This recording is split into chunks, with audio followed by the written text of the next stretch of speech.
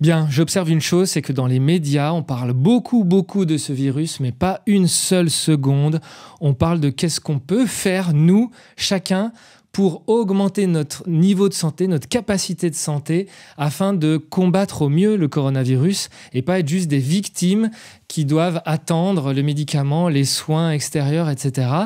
Donc on va en parler maintenant parce qu'ici on parle de connaissance de soi et la santé, ça fait partie de la connaissance de soi. C'est peut-être même le but.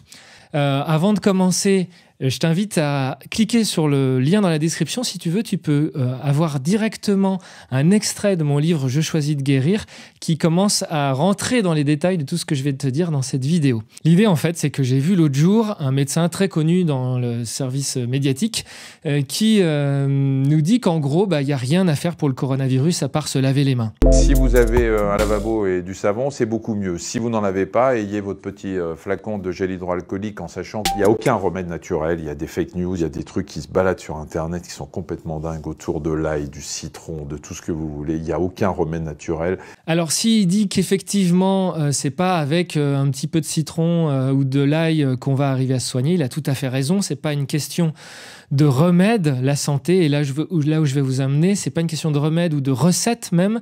C'est une question de globalité, qu'est-ce que c'est la santé? Et ça, c'est un point important. C'est un point qu'on a complètement oublié et qui n'est plus rappelé ni par les laboratoires pharmaceutiques, ni par les médias. Pourquoi? Parce que les laboratoires pharmaceutiques, leur job, c'est d'amener la santé par l'extérieur. Et c'est chouette. C'est très bien pour les enfants, très bien pour les personnes âgées, très bien pour les accidentés, très bien en cas d'urgence, etc. Donc, c'est chouette. On a une santé qui nous est apportée de l'extérieur avec des médicaments. Le truc, c'est que petit à petit, par le confort, en fait, par notre recherche de confort, on s'est dit, tiens, dès que j'ai un mal de tête, je prends un médicament. Dès que j'ai une inflammation, je prends un médicament. Dès que j'ai ceci, je prends un médicament. Dès que j'ai cela, je prends un médicament. Ça veut dire que je ne fais plus attention, moi, à ne plus avoir cela. C'est-à-dire, si j'ai un mal de tête, je ne me pose pas la question comment j'ai fait pour avoir un mal de tête et comment faire pour qu'il arrête. Je me pose plus cette question-là. Ce que je fais, c'est que je vais chercher une solution à l'extérieur que je vais en plus acheter. C'est-à-dire que je suis complètement esclave d'un système où, du coup, par exemple, je dois aller au boulot demain.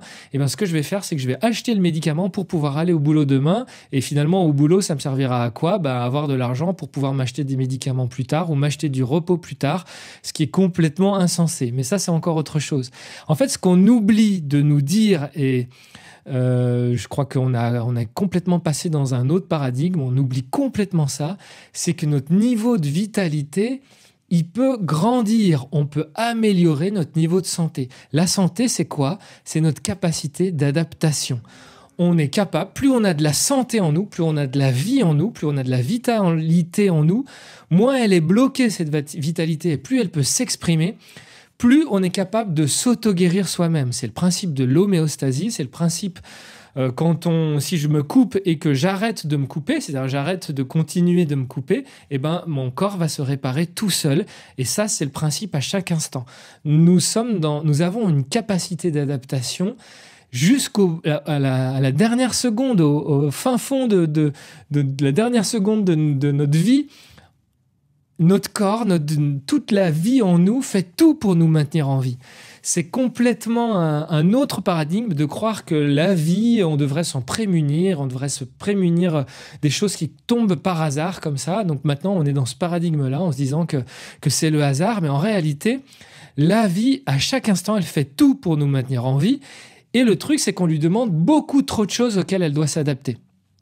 Ce qui fait que si, admettons, on a un niveau d'adaptation 0 qui est ici, d'accord, là, c'est genre, ça nous demande aucune adaptation, et là, ça nous demande, là, c'est notre niveau d'adaptation, notre niveau de santé, donc il peut varier en fonction de chacun. On peut naître avec très peu de niveau de santé et s'améliorer, et on va en parler. Et puis on va grandir en tout cas. Au début, on est très peu adaptable. On n'arrive même pas à marcher, à se nourrir tout seul.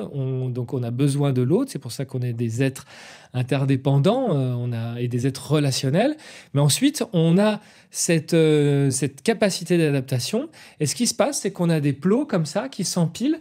Donc par exemple, on dort pas assez, on mange n'importe quoi, on a trop de stress au boulot, il y a trop de pollution, etc. Et à force, ces plots qui s'empilent dépassent notre capacité à nous adapter. Et quand ça dépasse notre capacité à nous adapter, alors on a des symptômes. Là se manifestent des symptômes. C'est-à-dire que là, maintenant, imaginez la même chose. On a tout ça et un virus arrive. Une des premières choses à faire, c'est d'enlever tout ça afin que le virus, quand il arrive, eh bien, il ne s'exprime pas, il n'est pas à s'exprimer. D'ailleurs, vous le voyez, on vous en a parlé déjà même dans les médias, il y a des porteurs sains. On peut être porteur du virus sans développer de symptômes, c'est ce qu'on appelle des porteurs sains. Je crois que c'est même 50%, je ne sais plus les chiffres exacts, mais il y a un grand nombre de gens qui sont porteurs du virus mais ne l'expriment pas. Pourquoi ? Parce qu'ils sont capables de s'adapter à ce virus. De même que c'est pareil avec la grippe. Combien de fois vous avez eu la grippe sans en exprimer les symptômes parce que vous étiez en relative bonne santé à ce moment-là. Et puis des fois, vous étiez trop fatigué, il y avait trop de choses auxquelles vous deviez vous adapter et le virus vous a cloué au lit pendant 15 jours et là, c'était un gros symptôme. Mais en fait, donc, la première des choses qu'on devrait dire dans les médias, c'est que si tu enlèves toutes ces choses-là, si tu prends soin de toi, si tu manges mieux maintenant, si tu fais gaffe à ton sommeil, etc., le jour où le virus, tu le croises, il va moins s'exprimer que si tu es déjà au bout du rouleau. Et ça, c'est un point essentiel. Pourquoi on ne nous le rappelle jamais ? Ça veut nous dire que, par exemple, arrête de boire du coca parce que c'est ton système immunitaire qui est censé qui va digérer le coca parce qu'il est pas capable, ton corps n'est pas capable de le faire. Et pendant que le système immunitaire est en train de le faire, qu'est-ce qui se passe ? Il est moins apte à soigner, à gérer le coronavirus en même temps. Donc en fait, l'idée, c'est que déjà, la première des choses qu'on devrait dire dans les médias, c'est prenez soin de votre santé. Qu'est-ce que vous pouvez faire pour ça ? Les exercices de respiration, expirer, inspirer, reprendre de l'oxygène, c'est prouvé en plus. Il y a des tonnes d'études qui montrent que ça booste le système immunitaire. Pourquoi on ne vous parle pas de ça ? C'est assez fou. Bien sûr qu'on ne sait pas, ce n'est pas un remède miracle, on ne sait pas si vous serez capable de résister au virus, mais ce qui est sûr, c'est que plus vous allez faire attention, plus vous en serez capable. Et ça, c'est un point essentiel. Partagez cette vidéo, que les gens le sachent à un moment donné. Revenons sur Terre, prenons soin de notre santé. Et si on enlève des plots comme ça d'adaptation, ça, c'est une première chose. Donc, effectivement, en mangeant mieux, en dormant mieux, en gérant plus facilement le stress, nos émotions. Donc, tout l'intérêt de la connaissance de soi, c'est ça. C'est d'être bien à notre place, bien dans notre vie, d'avoir fait les bons choix, de bien avoir pu exprimer nos émotions et passer au-delà, avoir une belle vision de la vie qui nous permette de se sentir bien et de ne pas faire des idées fixes qui nous plombent le moral, etc. Pas avoir peur. Donc, par exemple, effectivement, regardez les médias tous les jours qui nous disent qu'il y a un mort de plus ou 2 morts ou 10 morts de plus. Ça, c'est très anxiogène.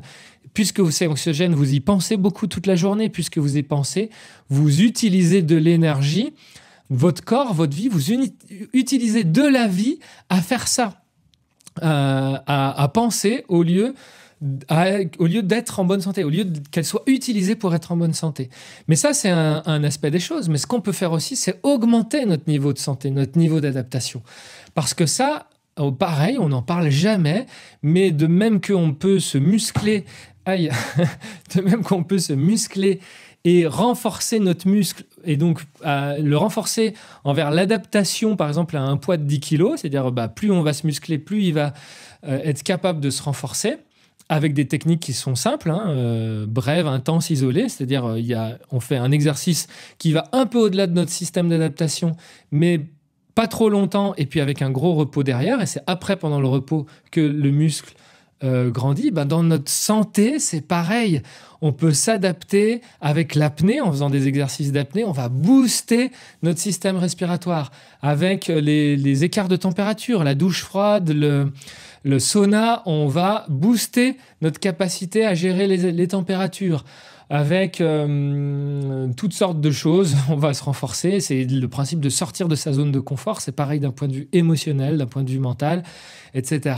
Et bon, il y a de nombreuses techniques et le but, c'était pas de faire une vidéo trop longue. C'était juste pousser un coup de gueule, finalement. Vous dire, mais revenons sur Terre, il y a de multiples manières d'augmenter notre niveau de santé, notre niveau de vitalité afin de combattre le coronavirus pour que ça se passe le mieux possible et qu'on n'ait pas à acheter des médicaments ou à galérer dans les hôpitaux parce qu'on sera peut-être trop nombreux dans les hôpitaux. Donc, c'est pas...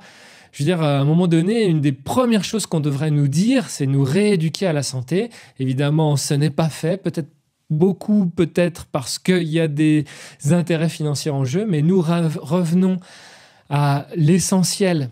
Avant, les médicaments n'existaient pas. Comment on a fait pour survivre? On faisait attention à notre santé. Quand il n'y avait pas un médecin et qu'on n'avait pas un Doliprane à disposition directement dans notre salle de bain, eh ben, qu'est-ce qu'on faisait? On faisait attention de ne pas avoir mal à la tête. On faisait attention d'être le moins malade possible en prenant soin de ça. Et ça, on a complètement balayé ça. On est tombé dans un paradigme complètement mercantile, complètement commercial. On n'en a rien à foutre. On vous donne un médicament et puis c'est tout. Ne faites rien pour votre santé. Et ça, je trouve que c'est aberrant. Alors, si vous pensez aussi que c'est aberrant, bah, partagez ce message à au moins peut-être 2-3 personnes autour de vous afin que ça se sache, qu'on revienne à des choses essentielles. Si ça vous a plu, mettez un pouce bleu et je referai des vidéos pour justement donner peut-être plus d'informations, plus d'élan, plus de choses concrètes à pratiquer pour avoir une meilleure santé. Et puis, si ça vous intéresse, vous pouvez cliquer dans le lien dans la description tout de suite afin d'accéder à un extrait de mon livre où là, j'explique tout de A à Z pour avoir une meilleure santé. Ça s'appelle « J'ai choisi de guérir ». Cliquez maintenant dans la description. Et moi, je vous dis à tout bientôt pour de nouvelles aventures intérieures.